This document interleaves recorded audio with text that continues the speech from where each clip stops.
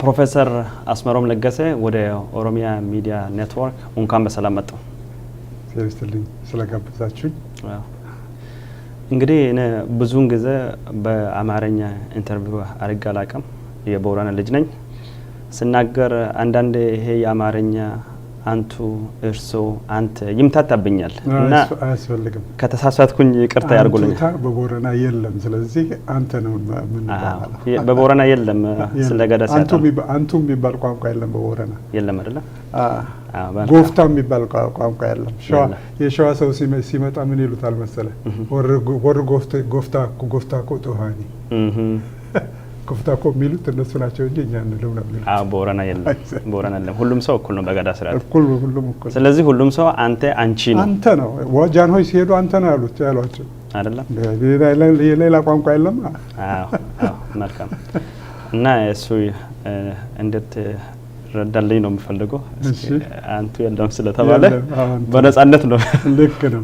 ወደዛ የሚገባ እስኪ ፕሮፌሰር አስመሮም አስተዳደግ ትምህርት ምን ይመስላል? አስተዳደጌ ያደግኩት ኤርትራ ነው። እስከ 6ኛ ክፍል ነው የተማርኩት። ከዚያ በላይ ትምህርት አልነበረም። ጣሊያን ከልክሎናል።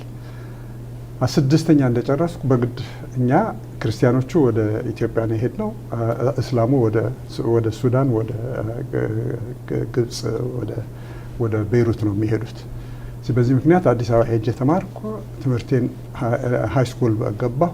ገና ሲከፈት ተፈሪ መኮንን ሃይ ስኩል ሲከፈት የኛ ክፍል ነው የመጀመሪያው ክፍል። እዚያ ሃይ ስኩል ጨረስኩ። ጨርሼ ወደ ውጭ ሀገር ከዚህ ከኛ በፊት ይሄዱ የነበሩት የኛ ግሩፕ ግራጁዌት ሲያደርግ አትሄዱም ተባለ። ለምን? ዩኒቨርሲቲ ኮሌጅ ሊከፈት ነው ተባለ። ብናየው ዩኒቨርሲቲ ኮሌጅ ህንጻውም የለ፣ አስተማሪም የለ፣ ምንም የላቸው። እኛ ምን ገበን ፈጸምና እዚህ የምታስቀሩም ብለን ተጣላን ከመንግስቱ ጋር። ጃን ሆይ ኮሚቴ መስርተው ጉዳያቸው ይታይ ተብሎ ሚኒስትሮች ጉዳያችንን አይተው ስላፈነገጡ እነዚህ ልጆች የማይረባ ስኮላርሺፕ ፈልግላቸው ተብሎ ዩጋንዳ ላኩኛል። ማትሪክ የወደቁትን እንግሊዝ አገር ላኳቸው። ዩጋንዳ ሲልኩኝ እኔ ዩጋንዳ እንዴት ያለ የቀበጠ ሜዲካል ስኩል አላቸው። ሜዲካል ትምህርት 2 ዓመት ተማርኩ እዚያ። ከነሱም ጋር ተጣላሁ። በኤዱኬሽን ላይ ፖለቲካል የሆነ ነክ የሆነ ነገር እንዳንማር አድርገውን ስለነበረ በኮሪኩለም ተጣልተን አስወጡኝ ከማከር። ተመልሼ አዲስ አበባ ሄድኩ። በዛን ጊዜ ዩጋንዳ የእንግሊዝ ኮሎኒ ነበረች። የእንግሊዝ ኮሎኒ ነው፣ ቅኝ ነው። ተመልሼ አዲስ አበባ ሄድኩ። አዲስ አበባ ዩኒቨርሲቲ ኮሌጅ ተመልሼ በኤዱኬሽን ባቸለርስ ዲግሪ ተመረቁ። መቼ ነበር እሱ? 1952 በፈረንጆች 1956 ሶሪ በፈረንጆች 1956 ግራጁዌት ካደረኩ በኋላ በቀጥታ ሃርቫርድ ሄድኩ። ሃርቫርድ ሄጄ ትምህርቴን ሁሉ ሃርቫርድ ነው ያደረኩት። ማስተርስ በኤዱኬሽን፣ ፒኤችዲ በአንትሮፖሎጂ ስደርስ እንግዲህ ምንድነው ቲሲስ መሰራው ሲባል ብዙ ችግር ውስጥ ነው የገባሁት። ምክንያቱም ስለ ኤርትራ ምርምር ላደርግ ፈልጌ የሚኒስትሩን ስጠይቀው የአዲስ አበባ አካል ወርቅ ነበር ዲሬክተር ነበር ያን ጊዜ ስጠይቀው በምንም አኳኋን ያን ጊዜ 1960 ነው እንግዲህ 1960 ኢፒኤልኤፍ የተጀመረበት ጊዜ ነው አይደለም? በዚያን ጊዜ ኤርትራ ምርምር በምንም አኳኋን እንዲያደርግ አንፈቅድም አሉኝ። ካሉ በኋላ አሰብኩ። ከኦሮሞ ጋር ብዙ ግንኙነት ነበረኝ። ቅድመ አያቴ ከኦኔሲሞስ ነሲብ ጋር አብረው የወንጌላዊት ቤተክርስቲያን የተከሉ ናቸው ሁለቱም። ኦኔሲሞስ ከወለጋ ባርነት ተሽጦ በምጽዋ በኩል ወደ ውጭ ሀገር ሲሄድ ሙንዚንገር የሚባለው ገዢ የኤርትራ የቱርኪ ገዢ ገዝቶ አስቀርቶ ለወንጌላውያን ሰጣቸው። ወንጌላውያኖቹ እነሱ በቋንቋቸው ለማስተማር ስለፈለጉ የኢትዮጵያ ንግስ ስርዓት በዚያን ጊዜ ሞት ፍርድ ፈረደባቸው። በዚያ ምክንያት ሸሽተው በምጽዋ አጠገብ እንኩሉ የምትባል ትንሽ መንደር እዚያ ሄደው ነው እንቅስቃሴውን የጀመሩት። ኦኔሲሞስ ነሲብ ተገዝቶ ለነሱ ይሰጣቸዋል፣ ያስተምሩታል። የስራ ጓደኛቸው ሆነ ለአያቴ። አያቴ ስለ ኦኔሲሞስ ብዙ ነገር አውርተውኛል በልጅነቴ ገና ልጅ ሆኜ። በዚህ ምክንያት ይህ ሁሉ አሳቢ ውስጥ አለ። ምንድነው የምታደርገው የኤርትራን ጥናት ካላደረግ ሲሉኝ የኦሮሞ ነው ያሰብኩት። በዚያ ምክንያት ወደ ኦሮሞ ጥናት ለመግባት ቻልኩ። ስለዚህ የኦሮሞን ህዝብ ታሪክና ስልጣኔ ለማጥናት ፍላጎቱ የተፈጠረው ከቅድመ አያት ከሰሙት የሁለቱ ፍቅር ነው መሰረቱ። አዎ የቅድመ አያቴ እና የዳንኤል ገቢሳ አይደለም የኛ ስብሰባ ላይ የነበረው ዳንኤል ገቢሳ፣ እሱም በቀጥታ ከአራተኛው ትውልድ ከኦኔሲሞስ ነው። እኔ አራተኛው ትውልድ ከቄስ ዘርአጽዮን ሙሴ ነኝ። ሁለቱ የስራ ጓደኞች ነበሩ ኤርትራ ውስጥ። እኚህኛው የትግርኛ በመጽሐፍ ቅዱስ በትግርኛ የተረጎሙት ናቸው። ኦኔሲሞስ መጽሐፍ ቅዱስ ወደ ኦሮምኛ የተረጎመው ነው። ሁለቱ ግሩፕ ከኤርትራ በኩል አንድ ቄስና ኦኔሲሞስ ተያይዘው ነው ወለጋ ሄደው ሚስዮኑን የተከሉት እና እሱ በኦሮምኛ እነሱ ደግሞ በትግርኛ መጀመሪያ ጊዜ ጽሑፉን ተርጉመው ተታትመው በቋንቋቸው ማስተማር የጀመሩት እነሱ ነበር። እና ሁለታችሁም አንተና ዳንኤል በ28ኛ የኦሮሞ ጥናት ምርምር ላይ እዚህ ዋሽንግተን ዲሲ ተካፍለናል። ወደፊት ደግሞ የራሴ ህይወት ታሪክ ሳወጣ የአራታችን ስዕል አስገባበታለሁ። መልካም። ዘርአጽዮን፣ የኦኔሲሞስ፣ የዳንኤል፣ የኔ አራተኛው ትውልድ ማለት ነው። መልካም። እንግዲህ በ1960ዎቹ የኤርትራን ታሪክ ማጥናት ለአንድ ኤርትራዊ በጣም አስቸጋሪ ነበረ ኢትዮጵያ ውስጥ እና የኦሮሞን ታሪክ እና ስልጣኔ ለማጥናት ሲነሳሱ ምን ያህል አስቸጋሪ ነበረ? ጥሩ ነበረ ሁኔታው? ችግር የለም። ከራስህ ወገን ከወጣ የትም ሀገር ሄደህ ልታጠና ትችላለህ አሉኝ። አካል ወርቅ ናቸው ይሄን የሚሉኝ። መልካም እንግዲያ ብዬ የእንትን የኦሮሞን ጥናት ጀመርኩ። የሚጀመርኩበት ምክንያት ደግሞ አንዱ ምን ነበረ? ሃርቫርድ እያለሁ ቼሩሊ ኤንሪኮ ቼሩሊ የሚባለው ተመራማሪ ኢጣሊያዊ አገረ ገዥ የነበረ ጊዜ ኢትዮጵያ ውስጥ ኦሮሞ ቱላማ ውስጥ የተንቀሳቀሰ መጽሐፍ ጽፏል። ኢትዮጵያ ኦክሲደንታል ይባላል። 2 ቮሊዩም ነው እና ያኔ እንግዳ ሆኖ ሃርቫርድ ሄዶ ሃርቫርድ ውስጥ እያስተማረ ያሳተመው መጽሐፍ ነው። ፎክ ሊትሬቸር ኦፍ ዘ ጋላ የሚለው እና እዚያ ተማሪ ሆኜ እኔ ስጨነቅ አይታኝ ላይብረሪ ነው አንተ ኢትዮጵያዊ አይደለም ወይ አለችኝ። አዎ ነኝ አልኳት። እና ስለ ኢትዮጵያ ያተመው መጽሐፍ እንዳለ ታውቃለህ? ያሉት ፒበዲ ሚውዚየም ሃርቫርድ ነው ያሳተመው መጽሐፍን። አላቅም አልኳት። እንግዲያው አለና ነፃ አንድ መጽሐፍ ልስጥህ አለችኝ። እሺ አልኩና ተቀብዬ ሄጄ አነበብኩት። ሳነበው ልክ ችግሩ ሁሉ የገዳ ስርዓት ለማጥናት ብዙ ሙከራ አድርጎ ሰውየው አልገለጥ ብሎት ጽፎታል። እዚያ ውስጥ እስከነ ችግሩ ጽፎታል። እኔ የቦረና ጥናት ከማድረግ ከጀመርኩ 1963 ነው ያደረኩት። 63 ነው ጥናቴን ያደረኩት። 63 የኢትዮጵያ ኮንፈረንስ በማንቸስተር ዩኒቨርሲቲ ተደረገ። ሲደረግ እኔ በቀጥታ ከቦረና ወደ ማንቸስተር ሄድኩ። እዚያ ማንን አገኛለሁ? ቼሩሊ በዚያን ጊዜ በጣም ትልቅ ተመራማሪ ሆኖ የአሶሲዬሽን የሳይንስ አሶሲዬሽን የጣሊያን ፕሬዚደንት ሆኗል። በጣም ከፍ ያለ ቦታ ነው ያለው። ፊት ቁጭ ብሏል እዚህ። እኔ የገዳን ስርዓት ሳይክሏን ብላክቦርድ ላይ ዲዛይን አድርጌ ኤክስፕሌን ሳደርግ እሱ ቁጭ ብሎ እንዲህ ነበር የሚያዳምጠው። ምክንያቱም እሱ ሳይጨርስ የተወውን ጥናት እኔ የጨረስኩት ማለት ነው። ትተዋወቃላችሁ? አንተዋወቅም። ያኔ ነው የምንገናኘው። እና ተነስቶ ከዚያ በኋላ ይሄ ወጣት እኔ አንጠልጥዬ የተውኩትን ጉዳይ ይሄው ጨረሰዋል። መልካም። እኔም ደግሞ ፕሮፌሰር ቼሩሊ የጀመረውን ጥናት እንደ መነሻ ይዤ ነው ይሄን ጥናት ማድረገው ያለው ብዬ በምስጋና አመስግኜ ንግግሩን አደረኩ። ፕሮፌሰር ኤንሪኮ ቼሩሊ ኢጣሊያናዊ ናቸው። ሃርቫርድ ውስጥ የጻፉት ጽሁፍ በእንግሊዝኛ ነው በጣሊያኛ ነው የጻፈው? በእንግሊዝኛ፣ የሌላው ሁሉ በጣሊያን ነው የጻፈው። ይሄ ግን ሃርቫርድ ስላተሙ በእንግሊዝኛ ነው የጻፈው። በኦሮምኛና በእንግሊዝኛ ቴክስቱ ሁሉ ኦሮምኛ ነው። ሰውየው ሊንጉዊስት ነው። በትክክል ነው የሚጽፈው። ቫወል ሌንግዝ ሳይቀር እኛ ቫወል ሌንግዝ ምን እንደሆነ አናውቀው። ይሄ ድርብ ቫወል የምታስገቡት እናንተ ትርፍ ነገር መስሎ ነው የሚታየው። ግን ጀሚኔሽን እንሰማለን፣ ማጥባቅ ማላላት እናውቃለን አይደለም። ቫወል ሌንግዝ አንሰማም። ቼሩሊ ሊቅ ነው፣ ተመራማሪ ነው፣ ሊንጉዊስት ነው። ስለዚህ ቫወል ሌንግዝ በዳብል ቫወል አይደለም የሚያሳየው፣ በዳሽ ነው የሚያሳየው። ቦረን ሲል ኦ ላይ ዳሽ ያደርግበታል። ዳብል ቫወል የለም በዚያን ጊዜ፣ ቁቤ የለም። በራሱ ግን በፎኔቲክስ ትክክል ነው የሚቀዳው እና የእሱን ጥናት እንደ አንድ ሞዴል ነው የወሰድኩት።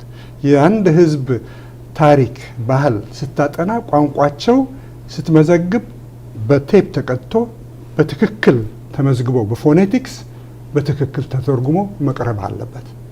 የነሱ ድምጽ ነው እንጂ ቁም ነገር ያለው ያንተ ድምጽ አይደለም። አንተ መዝጋቢ ነህ እንጂ ወካይ አይደለም፣ ፈራጅ አይደለም። ስለዚህ አንተ በትክክል ቋንቋቸውን መዝግበህ ይሄው ነው ኤቪደንሱ ብለህ ማቅረብ አለበት። ስለዚህ እኔ ማውቃቸው ሊቆች የቦረና ሊቆች እንደ አረዶር አማታ በጣም የታወቀ አዋቂ ነው። እሱ የሰጠኝን ኤቪደንስ በሙሉ በኦሮምኛ በትክክል ቼሩሊ እንዳደረገው በትክክል ቁጭ አድርገን ያቀረብኩት። ስለዚህ ማንም ተመራማሪ ሄዶ የአረዶር አማታን ድምጽ ተመዝግቦ ያገኘዋል ማለት ነው። እዚያ ላይ ሄዶም ሊፈትሽ ይችላል። ልክ ነው። ኤቪደንስ ቬሪፋያብል ነው። እውነተኛ ኤቪደንስ ከሆነ ሌላ ሰው መርምሮ መፈተሽ እንዲችል አድርገህ ማቅረብ አለበት ጥናቱ። ልክ ነው። ይሄ ነው እንግዲህ እኔ ያደረኩት የቼሩሊን አሰራር ይዤ ነው የሰራሁት። ፕሮፌሰር ኤንሪኮ ቼሩሊ በኢትዮጵያ ላይ ብዙ ጽሁፎችን ጽፏል። ስለ እስልምና ታሪክ፣ ስለ ኦሮሞዎቹ፣ ስለ ሀረሮቹ፣ ስለ ሶማሌዎች ያልጻፈው ነገር አለ። ብዙ ሰፊ ነው ሰውዬው እና በጣሊያንኛ ጻፋቸውን ጽሁፎችን አንብበ የመረዳት እድል ነበር። ጣሊያንኛ ይችላል? ጣሊያንኛ በደንብ እችላለሁ። የእሱን ጥናት ለመከታተል ብዬ ጣሊያንኛውን አሻሻልኩ እንጂ በልጅነቴ ሰማ ነበረ። ማለት ተምሬ ያለሁ ሙዚቃ ማር ነበር። ሙዚቃን በጣሊያንኛ ነበር የሚያስተምሩኝ እና እውቀት አለኝ መሰረታዊ፣ ግን አሰለጠንኩት በኋላ። ምክንያቱም የቼሩሊን ጥናት ለመመርመር ጀርመንኛ ተማርኩ። ጀርመንኛም አውሽ የተማርኩት ለምንድን ነው?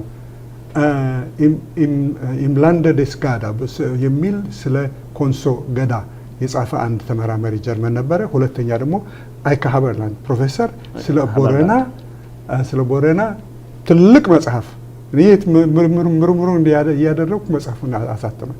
አለ ውዴታዬ ተመልሼ አዲስ አበባ 3 ወር ሎክ ሆኜ ጀርመንኛን ብቻዬን አጥንቼ መጽሐፉን አንብቤ ስራዬን ተመልሼ መጨረስ ቻልኩ። ስለዚህ ጀርመንም ፈረንሳይም ጣሊያንም ሶስቱንም አነባለሁ።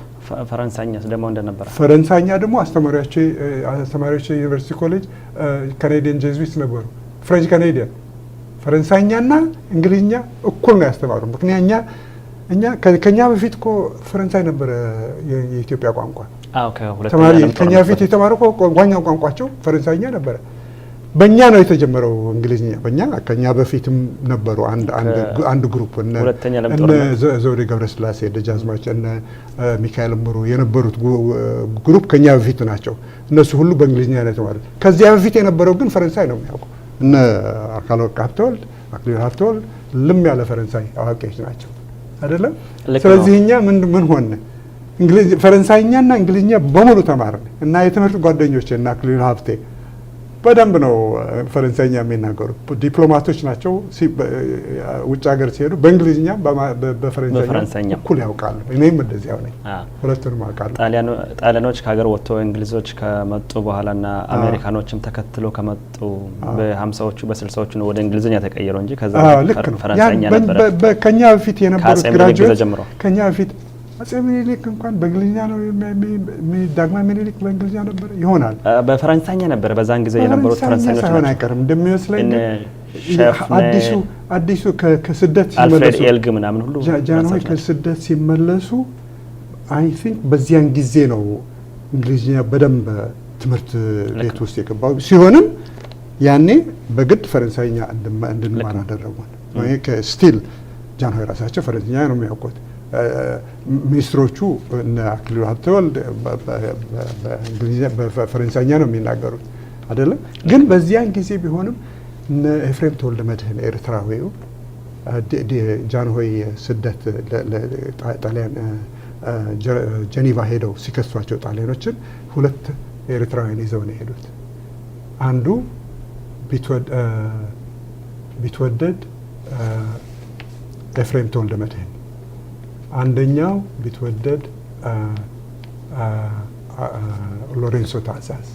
2 ኤርትራውያን፣ ሁለቱ አንዱ ፈረንሳይኛ የሚያውቅ ነው ሎሬንሶ ታዛዝ፣ አንዱ ደግሞ እንግሊዝኛ የሚያውቅ ኤፍሬም ተወልደ መድህን። ሁለቱም ዩኤን ሲመሰረት ስፒች ያደረጉት መስራቹ ኮንፈረንስ ላይ ኤፍሬም ተወልደ መድህን ነበሩ። ኤርትራዊ 45 በፈረንጅ 45 ዩኤን ሲመሰረት ሁለቱ ኤርትራውያን ከጃንሆይ ጋር ሄደው እዚያ ሆነው ኤፍሬም እዚያው ቀሩ። ኤፍሬም እዚያው ሆነው በእንግሊዝኛ ፋውንዴሽን ኦፍ ዩኤን ሲመሰረት ስፒች ያደረጉት እሳቸው ናቸው። መልካም እንበል ፕሮፌሰር አስመሮም አንዳንድ እንደ ሊንጉስት አይነት ነገርም ያደርጋሉ። እንደ የቋንቋ ተመራማሪ እንደ ሊንጉስት ተምሬያለሁ። የማስታውሰው ነገር የአማርኛ ቋንቋ ሲንታክሱ ራሱ ከሰሜቲኩ በጣም የተለየ ነው። ትልቅ የኩሽቲክ ቋንቋ ተጽዕኖ አለበት ነገር አንብባለሁ። ኤግዛክትሊ ሊንጉስቲክ በደንብ ተምሬያለሁ። 2 ዓመት ተምሬያለሁ ሃርቫርድ።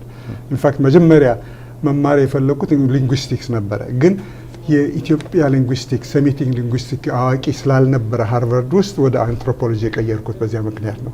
ግን 2 ዓመት ተምሬያለሁ። በዚህ ምክንያት የምላቸው ሴሜቲስቶቹን ኢትዮጵያ ሄደው የሚመራመሩት እነ ኡለንዶርፍ ይሁዲ ነው እሱ በቃ ይሁዲ ናቸው ነው የሚለው ኢትዮጵያውያኖችን በሙሉ ሴሜቲክ ናቸው። ኩሽቲክ ቁም ነገር የለውም። ኦሮሞ ለኢትዮጵያ ስልጣኔ አንዳች ነገር አላበረከተም፣ እንዲያውም ወደ ኋላ የመለሰው ኦሮሞ ነው እያለ ነው የሚናገረው። እኔ በጣም ነበር የምጣላው ከሱ ጋር። ምክንያቱም ለምንድን ነው ይሄን ያክል የምታዳለው አንተ? ኦሮሞ ትልቅ አበርክቶ ነው ያደረገው ለኢትዮጵያ። ባህሉ የተለየ ነው፣ ቋንቋ የተለየ ነው፣ ኩሽቲክ ነው እና የኦሮሞ ቋንቋና ባህል ኢትዮጵያን በደንብ ትልቅ ኢንፍሉዌንስ አድርገዋል። ይህንን መቀበል አለባቸው ነው። እውነቱን መናገር ከፈለጋችሁ የአማርኛ ቮካቡላሪ ያየው እንደሆነ 40 ከመቶ ኩሽቲክ ነው። ሴሜቲክ የቀረው ነው። የቋንቋውም ሲንታክሱ ስትራክቸሩም ከሴሜቲክ በጣም ወጣ ያለና የወጣ ነው። ምክንያቱም አማርኛ ቃላቱን የአማርኛ ቃላት ስትከታተል 1 2 3 4 5 6 ብሎ 9 ሴሜቲክ አይደለም ኩሽቲክ ነው። ብዙ ቃላት አለ። ትናንትና እንዳልኩት ጉዲፈቻ የሚባል ቃል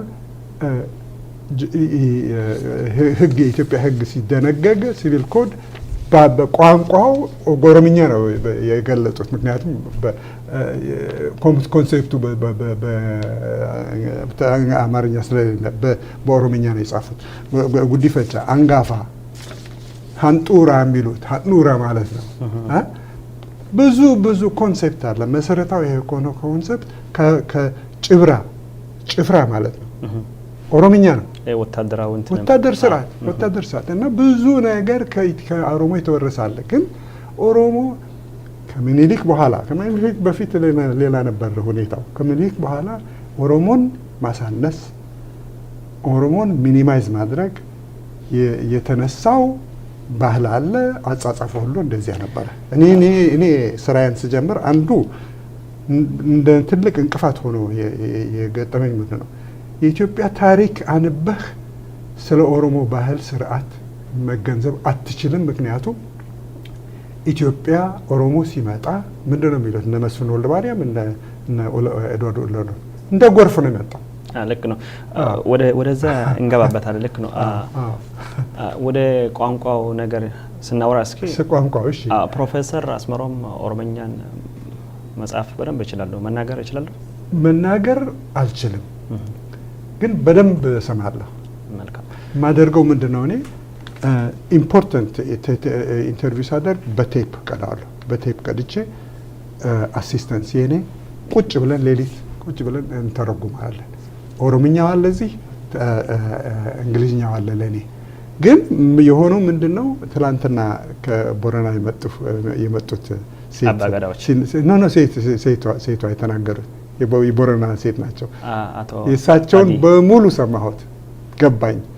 የጉጂዎቹ እስከዚህ ድረስ አይደለም፣ ገባ ዳይሌክት አለ እና የቦረናን ዳይሌክት በደንብ አድርጌ መስማት እችላለሁ። እንዲያውም ሊተረጉሙልኝ ቁጭ ያሉ የቦረና ልጆች አዋቂዎቹ የሚናገሩት ስለማይገባቸው እኔ እገልጽላቸዋለሁ። የለም እንዲህ ማለቱ አይደለም ይላቸው፣ ገባ። ስለዚህ መስማቱ ላይ ችግር የለኝም፣ መናገሩ ላይ ለጥቃቅን ነገር እጠቀምበታለሁ። ለቁም ነገር ግን በግድ በስተርጁማን ነው። እንግዲህ ስለ ቋንቋ ስናወራ ፕሮፌሰር አስመሮም ለገሰ አማርኛን ይናገራል፣ እንግሊዘኛን ይናገራል፣ ጣሊያንኛን ይናገራል፣ ፈረንሳይኛን ይችላል፣ ጀርመንኛን ይችላል፣ ኦሮሞኛን ይሞክራል። አረበኛንስ? አረበኛ አላውቅም። እና ስለ ኦሮሞ ህዝብ ስልጣኔ ታሪክ ምርምር ሲያደርግ በእነዚህ ቋንቋ የተጻፉትን የአውሮፓ ጽሁፎችን የማንበብ እድሉ የመረዳቱ እድል ነበረው ማለት ነው። በሙሉ ለዛ ነው አነሳ ነው። እና በ1973 ዓመተ ምህረት ገዳ የሚለው መጽሐፍ ታትሞ ወጣ።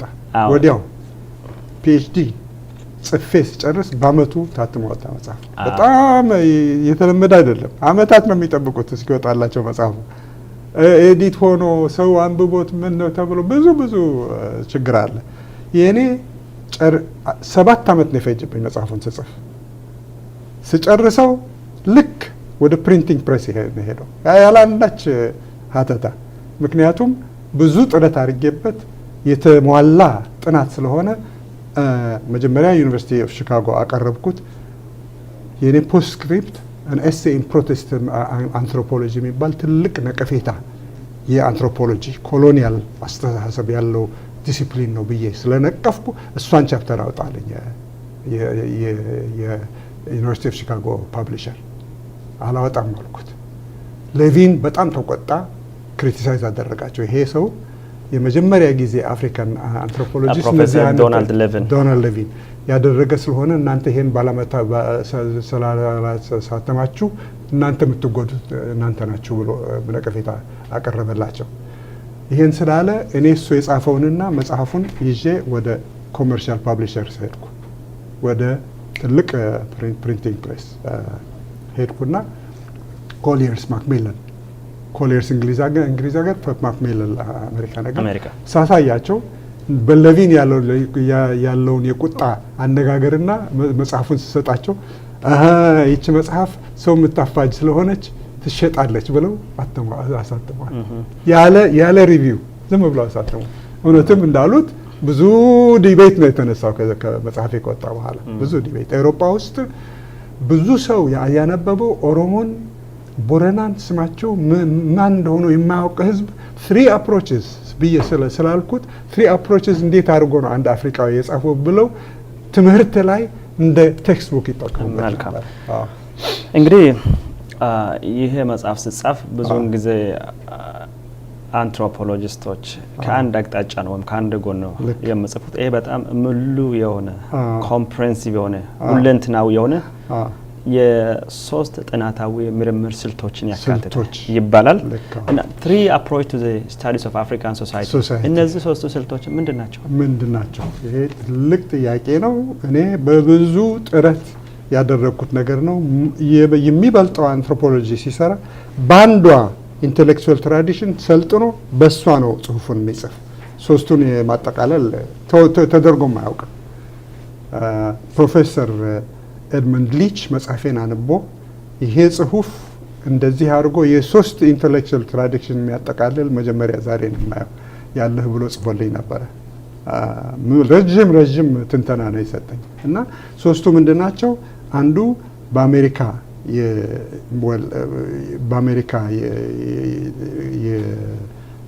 ዲቨሎፕ ያደረገ ኤምፒሪካል ይሉታል። ኤምፒሪካል ማለት አሃዛዊ ስታቲስቲካል ኤምፒሪካል ጥናት ያደረገ እንደሆነ የነሱ አይነት አንትሮፖሎጂ ነው። ዴሞግራፊ፣ ኢኮኖሚክስ ይህን ሁሉ በስታቲስቲክስ ተሸኝቶ የሚደረግ ጥናት ማለት ነው ኤምፒሪካል። የፈረንሳይ ደግሞ የእውቀት ስርዓት ስትራክቸር ኮግኒቲቭ ስትራክቸር ምን ይመስላል ነው የሚሉት እነሱ። የሰው አስተሳሰብ ስትራክቸር አለው እና ስትራክቸሩን ካላወቅ አታውቀውም ህዝቡን። ቁጠረው አትቁጠረው ቁም ነገር የለውም። አስተሳሰቡ ምንድነው ነው የሚሉት። ሌቪ ስትሮስ ነበረ ዋናው ተመራማሪ እኔ እንደ ሞዴል የወሰድኩት። ሶስተኛው ምንድነው የእንግሊዝ ነው። እንግሊዝ ደግሞ ምስጥ ነው። እንግሊዝ ምንድነው የሚለው ሰው ሲጣላ ነው ቁም ነገር የሚናገረው። ቁጭ ብሎ ምላስ ሊያስረዳ ሲፈልግ አይዲያል ሲስተሙን ነው እንጂ የሚያስረዳ የእውነቱ የውስጡን ቁም ነገሩን አያስረዳም። የሰው ቁም ነገር የሚታየው መቼ ነው? ሲጣላ ኮንፍሊክት የተነሳ ጊዜ እነሱ ቁጭ ብለው ይመዘግባሉ። እና ኮንፍሊክት ሲደረግ የሚሆነው ምንድን ነው? ሰው እርስ በርስ ሲፋጅ አንተን አይደለም የሚያዩት፣ እርስ በርስ ነው የሚታዩት። አንተ እዚያ መኖርህም ቁም ነገር የለውም። ስለዚህ የእውነቱን የሚያወጡት በዚያ ጊዜ ነው ተብሎ ኮንፍሊክት መመርመር አለብህ ነው የሚሉት። እኔ ቦረና ጥናት ሳደርግ ትልቅ ኮንፍሊክት ተነሳ በምርጫ ላይ ኤሌክሽን 96 የምትል አንድ ትልቅ ቻፕተር ጽፌያለሁ። እሷ ምንድን ናቸው? ሌላውን ጥናት በሙሉ አትመስልም። እሷ ምንድን ናት? እሷ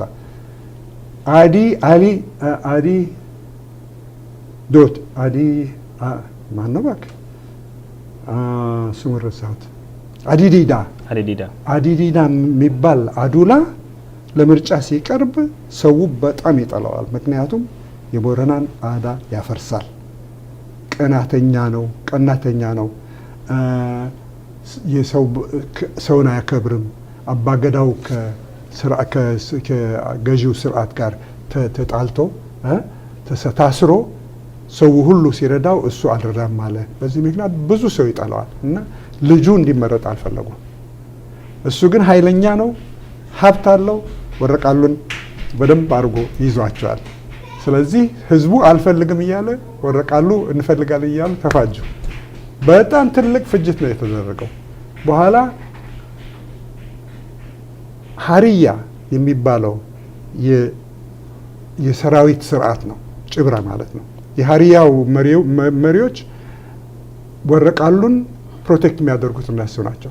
አሁን ሀሪያ በጋዳ ውስጥ የታቀፈ ነገር ነው። ሀሪያ ግን የእድሜ ጉጅሌ ነው፣ ሉባ አይደለም። እሱ ጦርነት ሲካሄድ ጭብራ የሚመሰርተው በሀሪያ ነው፣ በሉባ አይደለም። እና የሀሪያ መሪዎች ወረቃሉን ይህንን ያደረጋቸው እንደሆነ የህዝብ ድምፅ አንሰማም ብላችሁ ያደረጋቸው እንደሆነ ጥለናቸው እንሄዳለን አሏቸው።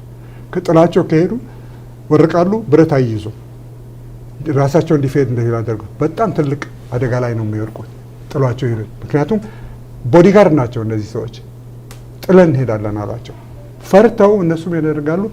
አገር ግዛት ሄደው ፖሊስ እንዲሰጣቸው ያደረጉ። ፖሊስ መጥቶ እዚያው ተተከለ። ስርዓቱ እስኪያልቅ ድረስ እዚያው ቆሞ አስጨረሱት ጉዳዩን። እና ይሄ ትልቅ ፍጅት ነበረው ቦረና ውስጥ በሙሉ ከመጀመሪያ እስከ መጨረሻ ድረስ ሰው ያለውን እያንዳንዱ ጉጅሌ ያለውን በሙሉ መዝግቤ ታሪክ የዚች ግጭት ታሪክ ጻፍኩ። እና እሷን ስታነብ ምንድነው የሚሆነው? እንደ ሌላው አንድ አርእስት ይዘህ አይደለም የምትመራው። ሁሉም በበኩሉ ኮንፍሊክት ውስጥ ስለሚገባ የሶሳይቲው ፖለቲካል ፋክሽንስ በሙሉ ምን እንደሆኑ አጠቃለው ያሳያል። ይሄ አሁን የእንግሊዛዊ ሞዴል ነው። ኮንፍሊክቱ ማጥናትና ስለ ማህበረሰቡ ከዛ ተነስቶ ኬስ አናሊሲስ ይሉታል። ጁሪዲካል የህግ ምርምር የሚያደርጉት ሁልጊዜ ህግ ምንድነው? ሰው ሲጣላ ነው ህግ የሚጠራ አይደለም። ተፋጅቶ ነው የሚመጣው፣ ሊፈረድ ነው የሚመጣው። ስለዚህ ኬስ አናሊሲስ እና ጁሪዲካል አናሊሲስ የሚያደርጉት እንግሊዞች ናቸው። የእንግሊዝ ህግ እንደዛ ነው። ፕሪንሲፕል የሆነ ሩል ወጥቶ ሳይሆን እያንዳንዶቹን ኬዞች በማጥናት የሚወሰን ስለዚህ ትሪ አፕሮችስ የተባለበት ምክንያት ሶስቱን ስርዓት ሶስቱን የምርምር ስልት ስለተጠቀምኩ ነው። ኦኬ፣ እዚህ ጋር አሁን ስለ ምርጫው የእንግሊዝ ስልት ነው የተጠቀምከው? እንግሊዝ ነው። የአሜሪካን ኢምፒሪካል አናሊሲስ የት ጋር ነው? ኢምፒሪካል ስታቲስቲክስ፣ ዴሞግራፊ ሙሉ ዴሞግራፊ ሰርቬይ ፖፑሌሽን ሰርቬይ ያለኝ እኮ የቦረና ፎር ዘ ፈርስት ታይም። ምክንያቱም ቦረና እድሜውን በደንብ ያውቃል። የእድሜ ኢንፎርሜሽን ከሌላ ደግሞ ዴሞግራፊ የለም አይደለም። ቦረና እድሜው የሚያውቀው እንዴት አድርጎ ነው? በገዳ ነው የሚያውቀው። በሉባ መቼ ተወለድክ ትለዋለህ። ገዳ ጃልደስ ሊበን ይልሃል። ስንት አመት ቆጠርክ? ከዚያ 3 አመት ይልሃል። ከዚያ እስካሁን ድረስ ስንት ገዳ አለ? 3 8 8 8 ደምረህ አሁን የት ደርሰናል? 4 ዓመት ሆኗል ገዳው ከተጀመረ። 4 3 መካከል ያለውን የ8 ገዳ ደምረህ አንተ ታገኛለህ። አንተ ቁጠረው ነው የሚሉ። እኛ እናውቃለን፣ እድሜያችንን በሀሪያ እናውቃለን። አንተ ማወቅ ከፈለግ ቁጥርና ድረስበት ይላል። ትክክል እድሜያቸውን ያውቃል። ስለዚህ በዛ ላይ ካሌንደሩም አለ። ካሌንደር ደግሞ አስትሮኖሚክ ካሌንደር ስለሆነ ኢቭን በገዳው ውስጥ ምን ያክል ጊዜ እንደቆዩ ከተወለዱ ጀምሮ በካሌንደር ቆጥሮ ይደርሱበታል። እኔ የጻፍከውን ጽሁፍ ሳነበው ኦሮሞ የጨረቃን ሳይክል ይከተላል ወይም ሉናር አይነት ካሌንደር ነው። ሉናር ካሌንደር ነው፣ ግን ሉናር ብቻ አይደለም። የአረብ ሉናር ነው፣ የነሱ ሉናር ስቴለር ነው የምላቸው። የኮከብና የጨረቃ ካሌንደር ነው ማለት ምንድን ነው? ቬሪ ቬሪ ኮምፕሌክስ። ብዙ ተቸግሬ ነው መረዳት የቻልኩን። አሬራ ማታን አገር ውስጥ ኢንተርቪው ላይ ላደርገው ፈልጌ ሰው በጣም ስለሚፈልገው ጊዜ አልበቃኝም። ስለዚህ አዲስ አበባ ይዤው ሄድኩ። አዲስ አበባ ተያይዘን ሄደ። 1 ወር ከኔ ጋር ቁጭ አለ። ዘንግ ይዘን እንሄዳለን ወደ እንጦጦ ላይ ከዋክብት ወለል ብለው ነው የሚታዩ። አዲስ አበባ ታች ከሆን ብርሃን ስላለ የአርቲፊሻል ላይት ስላለ ከዋክብቱ አይታዩ።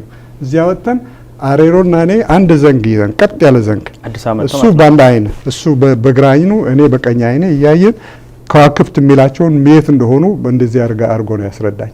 አንድ ባንድ 7 ከዋክብት ናቸው እና እያንዳንዱን የትኛው ኮከብ እንደሆነ አስረዳኝ። እና የእሱ አስተሳሰብ ምንድነው? ጨረቃ ከከዋክብት ጋራ የት እንደሚገናኙ ሰማይ ላይ ወር በወር ያውቁታል። ጨረቃ ስትወጣ በመጀመሪያው ወር ከላሚ ከሚባለው 2 ኮከብ ጋር ነው የምትወጣው። ከዚያ ከ7ቱ ተከታታይ ኮከቦች በወሩ አብራ ትወጣለች። አብራ ስትወጣ ጣሃ ይባላል። መታ ማለት ነው። ጨረቃ ኮከብን መታ ማለት ነው። ይሄ ነው ጣሃን ከተማርክ ካሌንደሩን ተረዳው ይችላል። ሊያደርግልኝ የቻለ ምንድን ነው? አሬራ ማታ አመት 6 ወር መቀመጥ አንችልም። 6ቱን ከዋክብት አቀማመጥ ለመማር ደግነቱ ምንድን ነው? ቀን በቀን ደግሞ ጨረቃ ልክ እንደ በ6 ወር እንደምታደርገው በቀን ትሸጋገራለች። ስለዚህ እኛ በቀን በ6 ቀን ውስጥ 6ቱንም አሳየኝ ነገረኝ። እንግዲህ ከመጀመሪያው ኮከብ ጋር ዛሬ ወጣች፣ በነጋታው እንሄዳለን። ከሁለተኛው ጋር ወጣች። እንደዚህ ያለ የ6ቱን አሳየ። ሳድንሊ ሁሉም ተገለጠልኝ። ከዚያ ኤሌሜንተሪ ቴክስት ቡክ አስትሮኖሚ ይዤ እየተማርኩ ልረዳው ቻልኩ። ካልተሳሳትኩኝ የጻፉት ነገር አንዱ ነገር የኦሮመኛ ካሌንደሮች ሁሉም 28 ወይም 29 ቀናት በወር ውስጥ ያሉት ስም አላቸው እንጂ ሳምንት የለም ነገር ሳምንት አለ? ሳምንት የለም። በዚህ ከስንት ችግር ነበረ። በቦረና ውስጥ ገበያ የሚውልበት ቀን አያውቁትም ነበር አማሮች እዛ ያሉት። ምክንያቱም ሮብ ሰኞ ገበያ ይልሃል። ሰኞ ከሆነ ሰኞ ነው የምትሄደው ገበያ አይደለም። የእነሱ በጨረቃ ስለሆነ የሚቀጥም ብርማጂ ገዳ ነው ወደ ሀረር ሲዘምት በዛን ጊዜ ኦሮሞ በፊት 2 እግር ነበረ የሚቆመው፣ በ4 እግር የሚቆመው እንስሳ፣ በ3 እግር የሚቆም የነበረ ኡሌ ነበረ። ያው ኡሌና 2 እግር ማለት ነው። ከዛ 4 እግር እንስሳ ሆነ ብሎ ጽፏል። እንዴ ሄዳ አደረኩት ይላል። አዎ። ከዛ እንዴት ተነስቶ ኦሮሞ ታዲያ ፈረሰኛን እስከዛን ሰዓት የማቆነ በፈረስ ገስግሶ እስከ ደቡብ ትግራይ በዛ እስከ ጎንደር መዝለቅ ቻለ? እንግዲህ እሱ እኮ የሚለው ያለ ሬቮሉሽን ነው የመጣው። ኦሮሞ በእግር ሄዶ ሊደርስበት የሚችለውን ይይዝ ነበረ ጥንት። ከዚያ በኋላ ግን ማለት ሚድ 16 ሴንቹሪ ከደረሱ በኋላ ግን በ16ኛው ክፍለ ዘመን በመካከለኛው ዘመን ሲደርሱ ፈረሰኛ ስለሆነ ፈረሰኛው እየቀደመ ነው የሚሄደው። ህዝቡ፣ ሰራዊቱ፣ የጋር ሰራዊቱ ሁሉ በኋላ ተከትሎ ነው የሚመጣው እና ፈረስ የሚጋልበው የት ሲደርስ ነው? እኔ ቦረኖች ሚሉ ነበረ ያንተ መኪና ልክ እንደ ፈረስ ነች ይሉናል። ለምን ይላቸዋል? ኮረኮንች ድንጋይ ያለበት ቦታ ሲደርስ በጣም ስሎ ነው የምትሄደው። ሜዳ ስታገኝ ስትፈረጥጣለች፣ ይጋልባል። ልክ እንደ ፈረስ ናት ትላለህ። ፈረሳቸው የነሱ ሞቢሊቲ ከፈረስ የተነሳ ነው። ፈረሰኛ ስለሆኑ በኬንያ በኩል ያለው ኃይል ወደ ኬንያ የጎረፈው ቦረና ፈረስ ይዞ ነው። ፈረስ ጋልቦ ሊገባበት የሚችል ሁሉ እስከ ታንዛኒያ ድንበር ድረስ ደርሰዋል ሰዎቹ። በኦሮሞ ባህል ፈረስ የሰው ያህል ትሪትመንት አለው፣ ይከበራል። በጣም የተከበረ ነው። ፈረስ በጣም ይከበራል። ህግ አለ። ፈረስ ሲመጣ መልእክተኛ፣ የአባገዳው መልእክተኛ ስለሆነ ከሁሉም እንስሳ በላይ አክብሩት ነው የሚለው። ይከበራል። ውሃም ቀድሞ ይጠጣል። ውሃን ቀድሞ ይጠጣል። ምግብ፣ ልዩ ምግብ ይሰጠዋል። ሃንድ ፊዲንግ፣ በእጅ ይመግቡታል እንዲወፍር። ሌላው ቀርቶ ቅቤ ቀልጦ በአፍንጫው ይነሰራል። በአፍንጫ የሚያደርጉት ምክንያት እንዲሁ ያጠጡት እንደሆነ ቾክ ያደርጋል። በአፍንጫው ግን ቾክ አያደርግም። እንደሱ አድርገው ነበር የሚመግቡት። ስለዚህ ጦርነት ለመሄድ ሲዘጋጁ መግቧቸው ፈረሶቻቸው ነው የሚባለው። ህዝቡ መግቦ ጠንክሮ ፈረሱ ተዘጋጅቶ ይጠበቃል። ሰራዊት ሲነሳ ኮማንዲር ያደርጉታል። ፈረሱን ሁሉ ፈረሰኛ ሰራዊት ይዞ ይሄዳል። ስለዚህ የፈረስ ባህል በእነሱ ጉግስ እናውቀዋለን። ሸዋ በልጅነቴ ጃን ሜዳ ስንሄድ ጉግስም የኦሮመኛ ቃል ነው በአማርኛም የሸዋ ኦሮሞዎች እኮ ናቸው ጉግስ የሚያደርጉት ጃን ሜዳ ውስጥ። እዚያ በዱላ ነው የሚዋጉት። አንዱ ይሸሻል፣ አንዱ ያባረራል። የጋለቡ እንትን ሲሉ በልጅነቴ አይ ነበር ይሄንን። አሁን ግን ተመልሼ ሳስበው ምን ያክል የፈረሰኛ ሰራዊት ስርዓት ጥልቅ ቁም ነገር እንዳለው በታሪካቸው ልረዳ የቻልኩት ታሪክ ማንበብ ሲጀምር ነው። ፕሮፌሰር አስመሮም በኦሮሞ ስርዓት ውስጥ የኦሮሞ ባህላዊ ስርዓት እንደው በመንግስታዊ ስርዓት ላይም ተጽዕኖ አለው የሚባል ነገር አለ። ከዛ ውስጥ በሆነ ጊዜ በፈረንሳይኛ የጻፉት አርቲክል አንብቤ ነበረ። ላሞር ዱ ሶሌይ የሚለው ላሞር ዱ ሶሌይ። በዛን ጊዜ ኬንያ ውስጥ የተከሰተው ነገር አለ፣ ፀሐይ ስትሞት። ምን ነበረ ባጭሩ? ጋፍ አዱን ዶቴ ይሉታል ቦረኖች። የሶላር ኤክሊፕስ የፀሐይ ምን ይባላል በአማርኛ? ኤክሊፕስ የፀሐይ ግርዶሽ። የፀሐይ ግርዶሽ የፀሐይ ግርዶሽ ሲታይ የችግር ጊዜ የሚመጣ መሆኑን የሚያስረዳ ነው። እና በ1973 ልክ ገዳ የታተመበት ዓመት ቦረና ሄጄ ነበረ። በ1973 ኤክሊፕስ ሶላር ኤክሊፕስ ታየ፣ በኬንያ ታየ። ሲታይ 22 ተመራማሪዎች ሳይንቲስት ይዤ ሄድኩ ወደ ኬንያ። በኢትዮጵያ በኩል ገብተን ወደ ኬንያ ተሻገረ። እንደ አጋጣሚ እኔ ይዣቸው ሄድኩ። እሱን ለማየት ነው ይሄን ሁሉ ኤክሊፕሱ። ምክንያቱም እኔ ነግረውኝ ነበር ከዚያ በፊት ኤክሊፕስ ሲመጣ ብዙ ነገር ይቃወሳል። ብዙ ነገር የምናደርገው ያለ የማይረባ መሪ ካለ የሚነቀለው በዚያን ጊዜ ነው ብለው ነግረውኝ ነበረ። ስለዚህ ይሄን ለማየት ነው ሄድኩት። እኔ ሌሎቹ ኤክሊፕስ ለማየት ነው ሄዱት። እንግዲህ እዚህ ጋር ግልጽ እንዲሆን የምንፈልገው ነገር በኦሮሞ ዲሞክራሲያዊ ስርዓት በገዳ ውስጥ ምርጫ አለ፣ ግን የማይመረጡ ሰዎች አሉ። የመንግስት አካላት እንደ ቃልቻ ምንም ወይ እንደ ቃሉ ገዳ የቃሉ ስርዓት በገዳ ስርዓት ውስጥ አይነቀሉ። በገዳ ስርዓት ውስጥ ቡቂሳ አለ፣ ሪኮል አለ። ቡቂሳ ግን በቃሉ ስርዓት ውስጥ ስለሌለ የለም። በፀሐይ ግርዶሽ ጊዜ ይነቀላል። እንግዲህ አሰራሩ ሁሉ የተለያየ ነው። አባገዳ የገዳ መሪዎች ሀዮች ሁሉም ተገምግመው የማይረቡ ሆኖ ከተገኙ ከስልጣን ይነቅሏቸዋል። ይሄ ቡቂሱ ይባላል። ይህም ቡቂሳኔ ይነቅሏቸዋል ማለት ነው። ለቃሉ ግን ቡቂሱ የለም። በህግ ተማክረህ ልትነቅሉ አትችልም። ምክንያቱም እግዚአብሔር ነው ስልጣኑን ሊሰጠው። ቃሉ ቅዱስ ሰው ነው። ስለዚህ ቃሉ እንዴት አድርገህ ነው ከስልጣን እንዲወርድ የምታደርገው? ፀሐይ ስትሞት አምላክ ምልክት ሰጥቷል።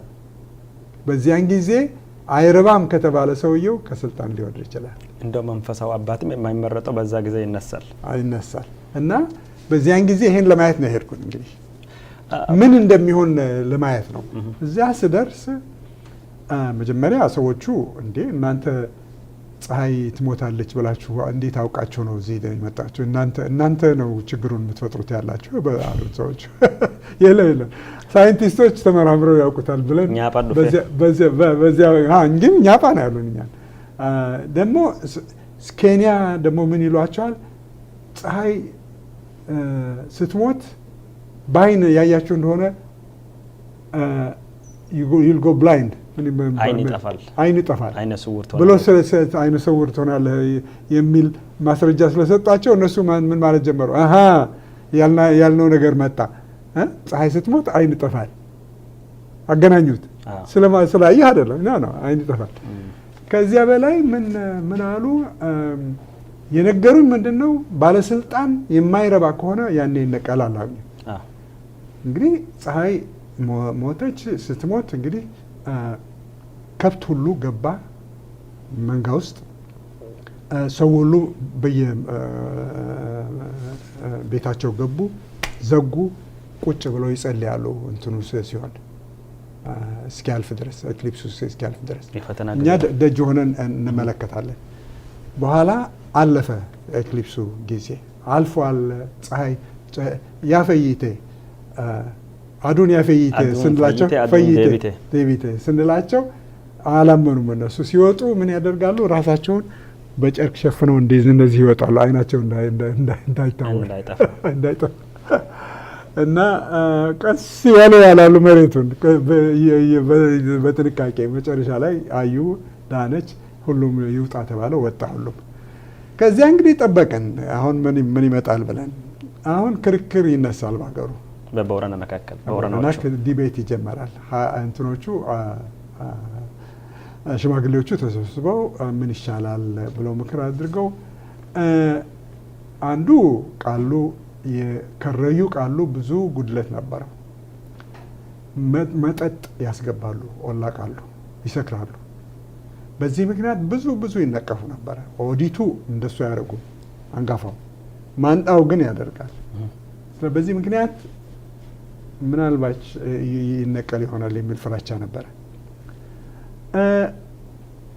ቺፍ ደግሞ አለ የቦረና የኬንያ የቦረና ቺፍ በእንግሊዝ ጊዜ የተሾመ 22 ጊዜ አመት ያገለገለ ነበረ። እሱም አርጅቷል እና መክረው ለግዛቱ ለአገረ ገዢው ሪኮሜንዴሽን ሊስት ኦፍ ተወዳዳሪ ሊስት ሰጥተው ከነዚህ ውስጥ አንድ እንመርጣለን ብለው አስረከቡ።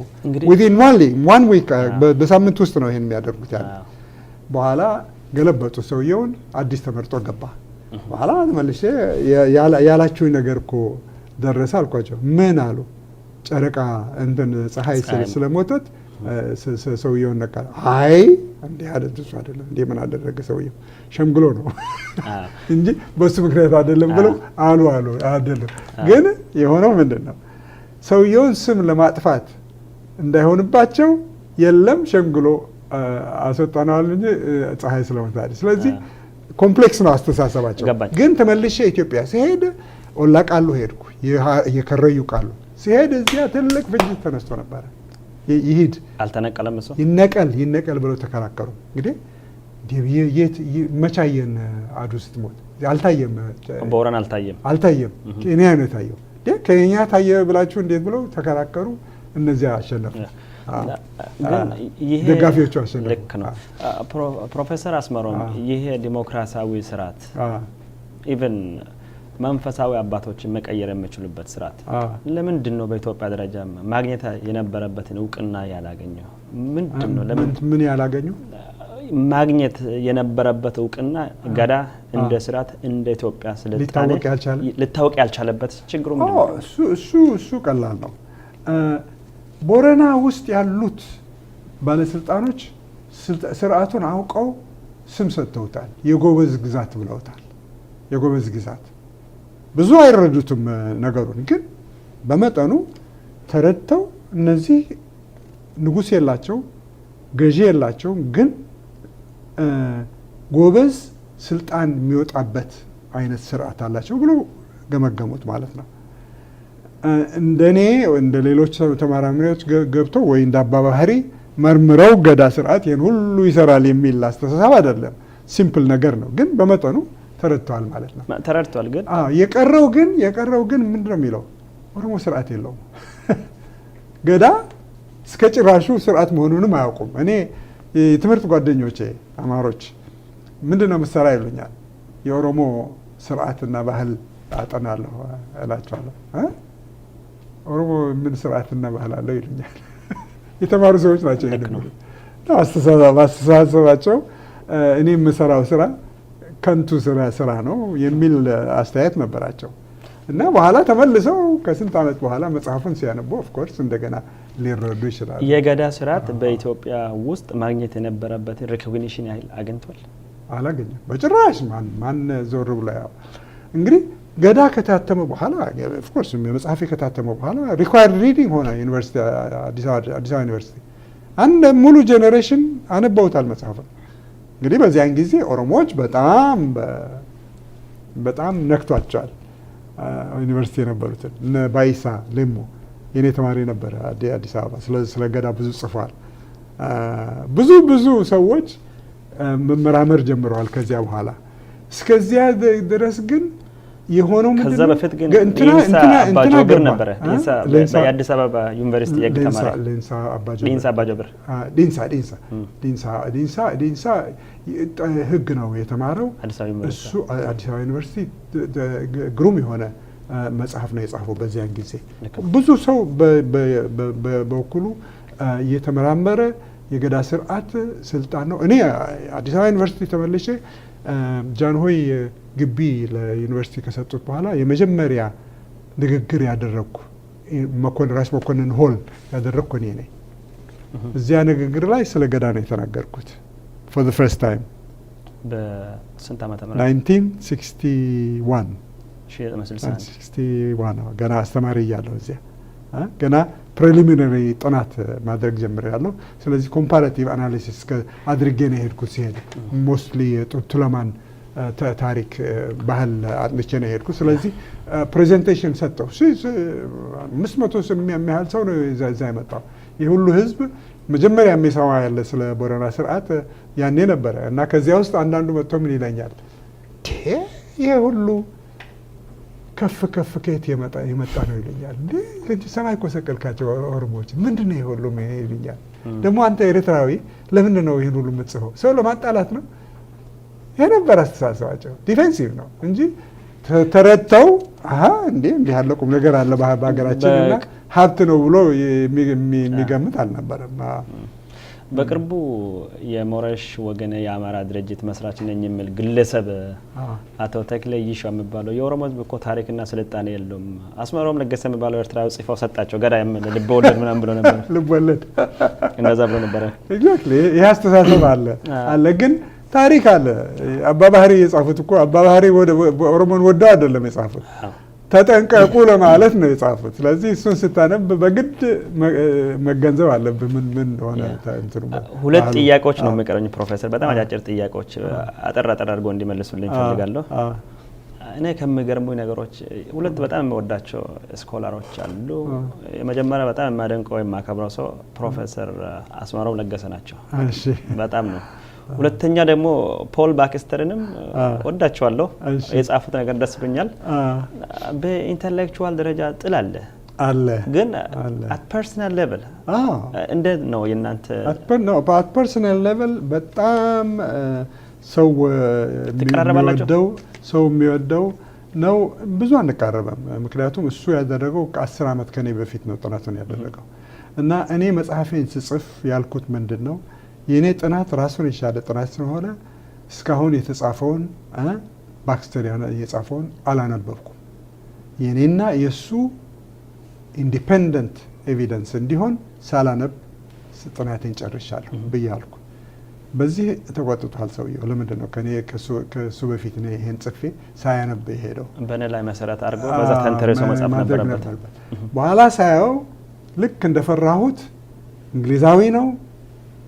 በዚያን ጊዜ የእንግሊዝ ስርዓት ስር የነቀለበት ጊዜ ነበረ። 1952 ማኦ የተነሳበት ጊዜ በኬንያ ማሞ ሲነሳ ምንድነው የሆኑ ሴትለር ኮሎኒስት የኬንያዎቹ ጠፋን ነው የሚለው።